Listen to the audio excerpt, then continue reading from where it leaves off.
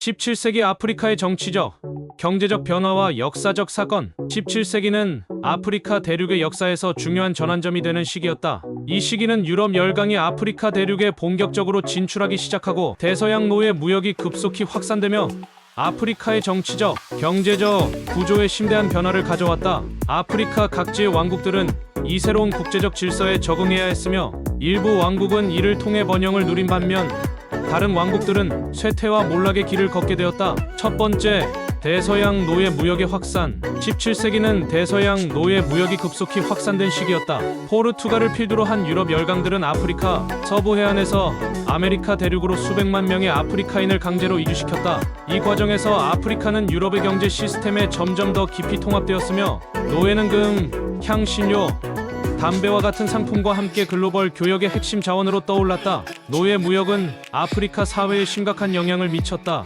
특히 서아프리카 지역의 왕국들은 유럽 상인들과 협력하여 노예 무역을 통해 경제적 이익을 얻었으나 그 대가로 인구 감소, 내부 분쟁, 정치적 불안정을 겪었다. 노예 무역을 통해 부를 축적한 왕국들은 군사력을 증강하고 영향력을 확대했지만 반대로 이러한 무역 구조에서 소외된 지역들은 점차 쇠락했다.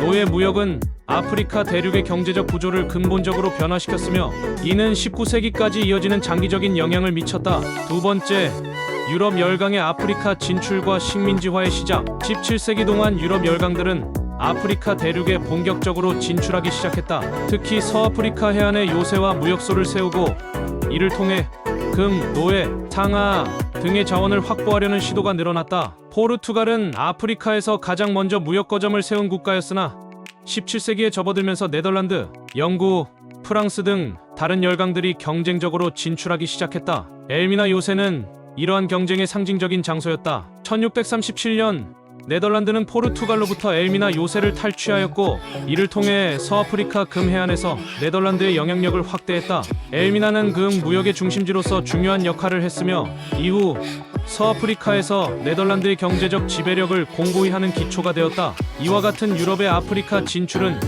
지역 사회의 정치적 균형을 변화시키고 아프리카 내륙에서 해안으로의 무역 경로를 더욱 활성화시켰다. 세 번째, 콩고 왕국의 변화와 포르투갈의 영향. 콩고 왕국은 15세기 말부터 포르투갈과 접촉하며 기독교를 받아들이고 서유럽식 문화를 도입한 왕국이었다. 17세기에 접어들면서 포르투갈의 영향력은 더욱 강화되었고 이는 왕국 내부의 정치적 혼란을 야기했다. 1665년 엠부일라 전투에서 콩고 왕국은 포르투갈 군대와 충돌하게 되었으며 이 전투에서 패배한 콩고 왕국은 정치적 불안정과 쇠퇴의 길을 걷게 되었다. 이 전투는 콩고 왕국과 포르투갈 간의 관계를 근본적으로 변화시켰다. 포르투갈은 아프리카 내부로 더 깊숙이 진출하려 했으나 콩고 왕국의 저항과 내부 갈등으로 인해 그러한 시도는 제한적으로 이루어졌다. 그러나 이 과정에서 콩고 왕국은 포르투갈과의 무역 관계를 통해 경제적 자원을 확보하려 했으며 이는 왕국의 정치적, 군사적 역량을 강화하는 데 일조했다. 하지만 내부 분열과 외부 세력의 압력으로 인해 콩고 왕국은 점차 그 영향력을 잃어갔다. 네 번째, 아샨티 제국의 부상과 서아프리카에서의 경제적 번영. 아샨티 제국은 17세기 후반의 현재의 가나 지역에서 부상한 강력한 왕국이다. 아샨티는 금 무역을 통해 부를 축적했고 이를 바탕으로 군사적, 정치적 힘을 강화했다. 아샨티 제국은 중앙 집권화된 정부 구조를 통해 주변 지역을 정복하고 서아프리카에서 중요한 세력으로 성장했다. 특히 영국과의 무역 관계는 아샨티의 경제적 번영을 촉진했으며 이는 제국의 지속적인 확장을 가능하게 했다. 아샨티 제국의 부상은 서아프리카에서의 경제적 구조에 중요한 변화를 가져왔다. 금과 노예 무역을 통해 축적된 부는 아샨티 제국의 군사력을 강화시켰으며 이는 주변 지역에 대한 정치적 지배력을 확대하는 데 중요한 역할을 했다. 아샨티 제국은 이러한 경제적, 군사적 우위를 바탕으로 서아프리카에서 주요한 강국으로 자리 잡았으며 19세기까지 그 영향력을 유지했다. 다섯 번째, 송가이 제국의 몰락과 사헬 지역의 정치적 변화. 송가이 제국은 15세기부터 16세기 중반까지 서아프리카에서 가장 강력한 제국 중 하나였다. 그러나 1591년 모로코의 침략으로 인해 제국은 쇠퇴하게 되었다. 17세기 초반까지 송가이 제국의 잔존 세력은 저항을 이어갔으나 제국의 정치적 통합력은 회복되지 않았다. 이로 인해 사헬 지역의 무역 네트워크는 약화되었으며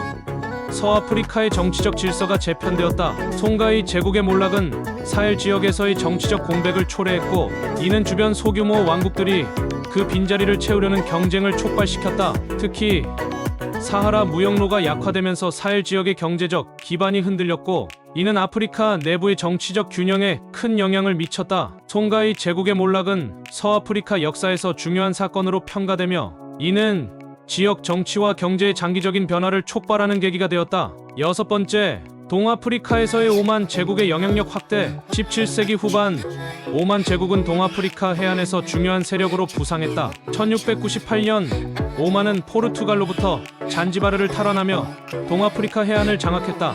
이로 인해 동아프리카 해안은 오만 제국의 통제 아래 들어갔고, 아랍 세계와의 무역이 활발해졌다. 잔지바르와 모잠비크는 오만 제국의 중요한 무역 거점으로 성장하였으며, 이곳에서는 노예, 향신료, 금 등의 무역이 활발하게 이루어졌다. 오만 제국의 동아프리카 장악은 이 지역의 정치적, 경제적 구조를 크게 변화시켰다.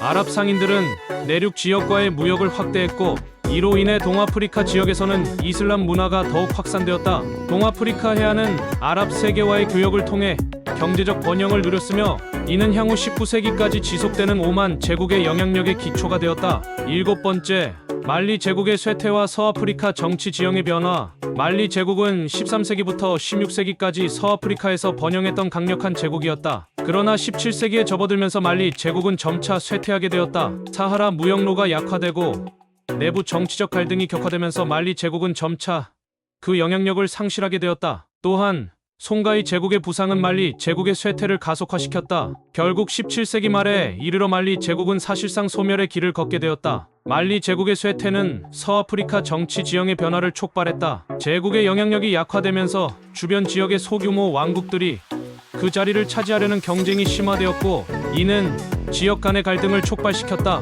이러한 정치적 변화는 서아프리카에서 새로운 정치적 질서가 형성되는 계기가 되었다. 17세기는 아프리카 대륙의 역사에서 중요한 변화를 가져온 시기였다. 유럽 열강의 아프리카 진출과 대서양 노예 무역의 확산은 아프리카 사회의 정치적, 경제적 구조를 근본적으로 변화시켰다. 이 시기에 아프리카 왕국들은 글로벌 교역 네트워크에 통합되는 과정에서 번영과 쇠퇴를 겪었으며, 이러한 변화는 이후 19세기까지 아프리카 대륙에 장기적인 영향을 미쳤다. 17세기 아프리카의 역사는 아프리카가 글로벌 경제와 정치의 중요한 일원이 되었던 시기로 평가될 수 있으며, 이는 대륙의 역사적 전환점을 형성한 중요한 시기였다.